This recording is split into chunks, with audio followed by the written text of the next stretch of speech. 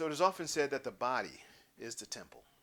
Well, in terms of the body being the temple, unless when they say that they're referring to the mind as well as the body being the temple, then that's one thing. But if they're just referring to the body alone as being the temple, then to me, the mind, without the mind, the body is going to suffer. So, in other words, it is the mind that is the temple. To be more specific, because let's face it, as it relates to the mind tends to get a bad rap. But the mind is a beautiful thing, but it is a terrible thing to waste.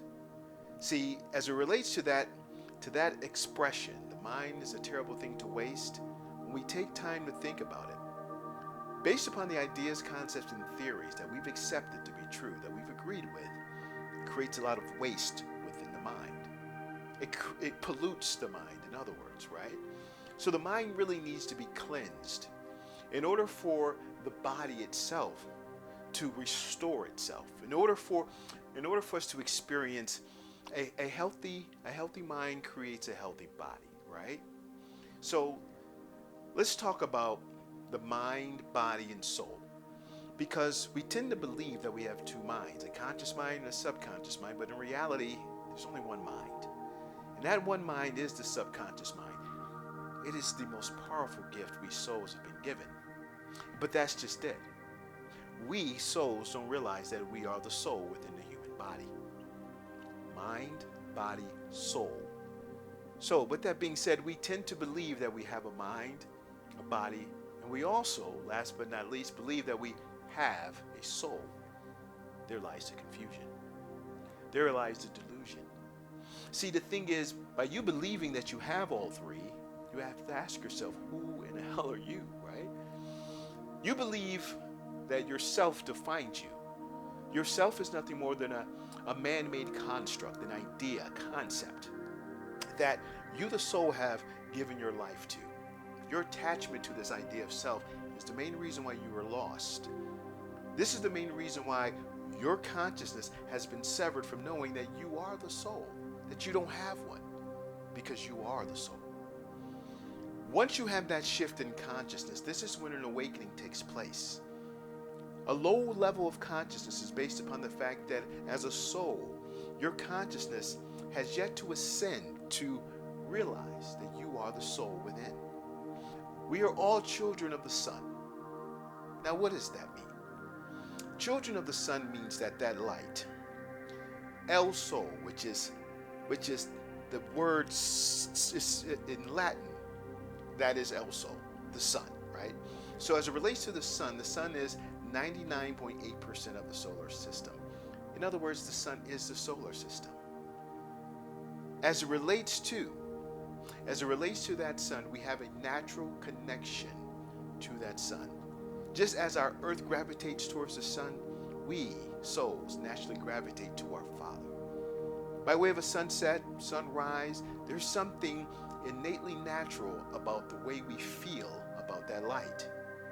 But yet we truly have sort of been even severed from that light. We have been disconnected from truly knowing our relationship with that light. Not realizing that it is the Son of God that makes us who we are. We are light beings. We are solar beings. Through the air we breathe, we are the breath of life. It is the Son of God that grants us all life. We are all, like I said, light beings, and there's a lot of information that stems from the light. Quite frankly, it is consciousness. See, as it relates to consciousness, in my opinion, this is my theory, consciousness is defined by electromagnetic energy that radiates from the sun. This energy we inhale, even though we are not aware of it. This is the energy that we are inhaling that keeps us alive and conscious. The heart and the brain, they both emit tremendous amounts of electromagnetic energy. Every single cell within the human body is just that, an electromagnetic unit. This, to me, is what defines consciousness. In regards to our Creator, the Creator basically shares His consciousness with all of us through its Son. See, even Jesus said, The Bible is nothing more than metaphors and biblical stories. But Jesus said, the closest we'll ever get to know the Father is through him. Basically, in order to know the Father, you must come through me, the Son of God. That is the closest we'll ever get to know the Creator, regardless of what we want to believe in. So, as it relates to a soul, we must truly grasp and understand, number one, who we are. Because this is the main reason why we are lost. We're lost within the concepts of who we think we are. And it's these false concepts that creates a disconnection from truly not only knowing who we are, but from the universe and from each other. So it's so important for us to truly have what is called an awakening, which is nothing more than a shift in your consciousness as a soul. But getting back to the mind being the temple, the information that resides between your temples, the information that resides within your mind is essential to your well-being. Your belief system is key to your well-being.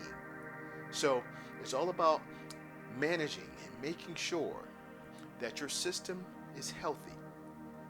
Because if your belief system is healthy, then so will your body be. In other words, if your mind is unhealthy, it's going to make your body sick. We human beings need to unlearn in order to know better. I appreciate your attention.